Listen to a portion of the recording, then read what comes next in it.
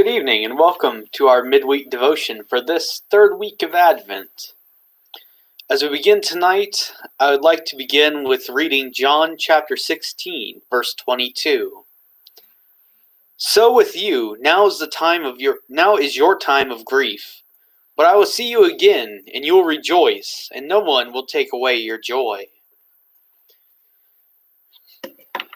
In this season of 2020, some may wonder, where is the joy for this year?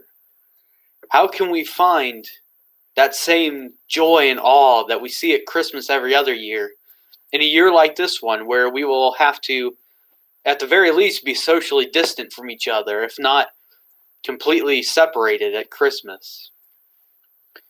We may look at this year and think about those that we've lost and the empty chair that will be sat at the table where they would have been, and wonder, how can I be joyful in a year and a time such as this?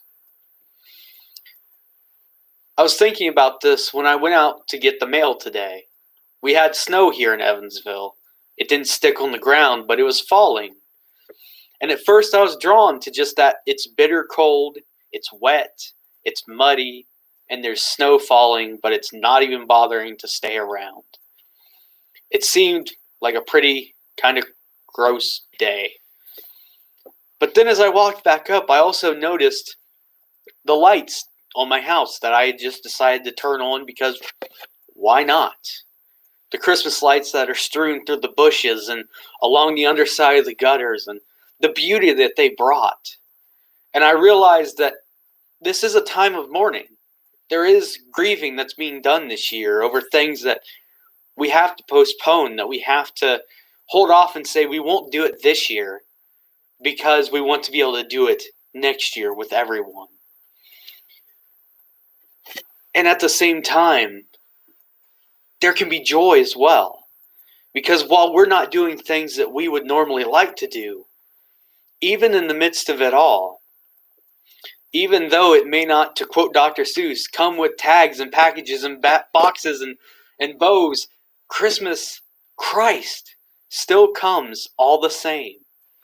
In the midst of the grief, in the midst of everything, Christ came to earth all the same.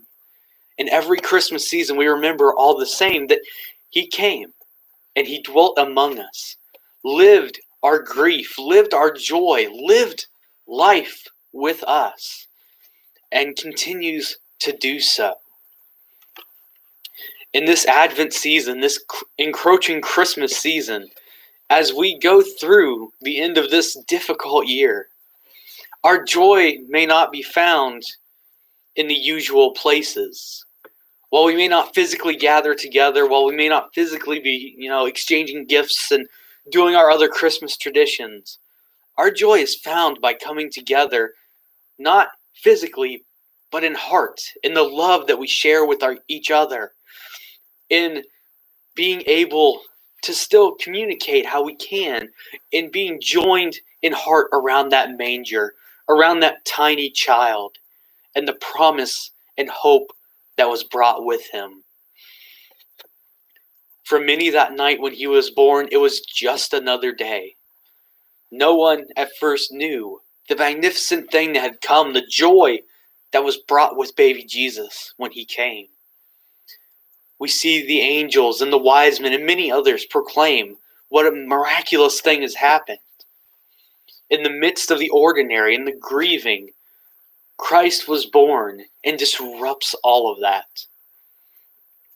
The birth of Christ is something that's meant to show us that there is something more, something new has come and is present if only we look for it. The shepherds had no clue what had happened in the manger until the angels came and said, "You've got to see this." And when they did, and when they saw the baby Jesus, we're told they left proclaiming to anyone they could find.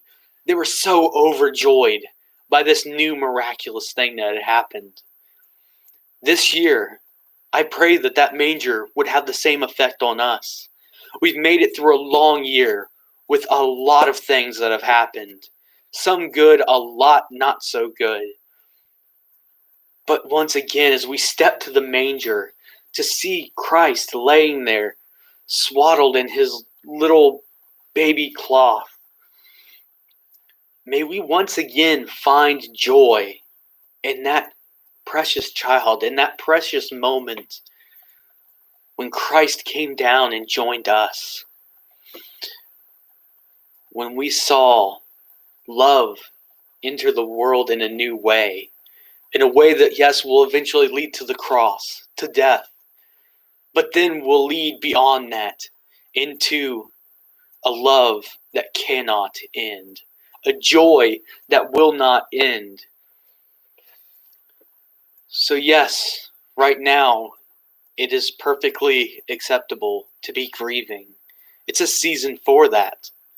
But also, I pray that as we gather around that manger, as we marvel at the Christ child once more, that we be reminded of the joy that lay in that manger, in that little town of Bethlehem.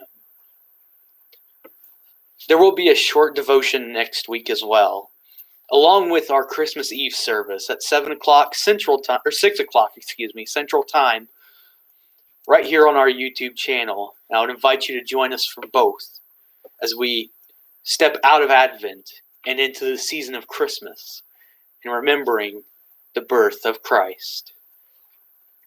God bless.